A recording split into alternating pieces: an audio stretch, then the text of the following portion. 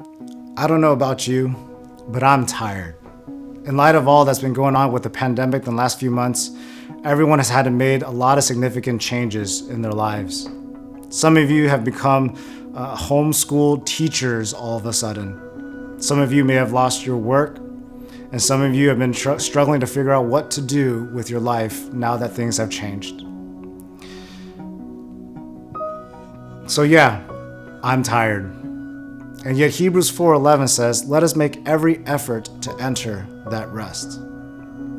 I know what you're thinking. How can you be talking about rest at this time when everything is so hard?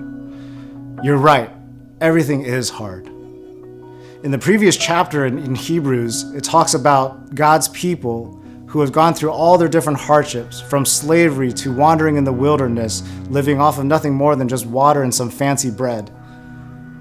Going through battles and fighting for their lives, sometimes winning and sometimes losing, all for the sake of entering this thing called a promised land that God has given to them, in which they were supposed to have their rest.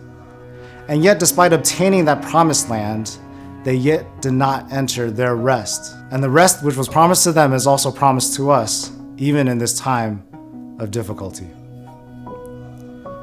So let's talk about rest. The purpose of rest is healing.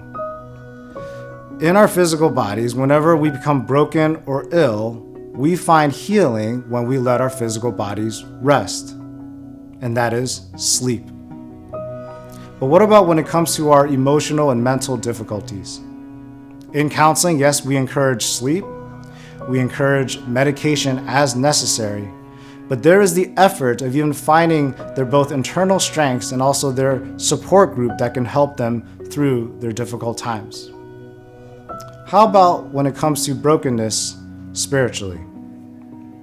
Where are you finding your rest and healing in your brokenness spiritually? No amount of sleep will save you, and no amount of medication will sanctify you. One thing that I say to my clients is this: everybody chooses to live with some degree of brokenness. Whether it's physical, emotional, mental, or even spiritual, everybody chooses to live with some degree of brokenness. Before the pandemic, some of us have gotten used to our brokenness, and we think that we are surviving fine with it. And we never consider any of our brokenness as a severe problem. But it's interesting, in the time of this pandemic, it provides scenarios from which this brokenness is being brought to light. One scenario is the isolation. We're often used to the busyness, the distractions, and the clamors of life that drowns out the beat of brokenness that may be there. But it's in silence, it's in isolation, and sometimes even boredom that we can hear more clearly the heartbeat of brokenness that's there.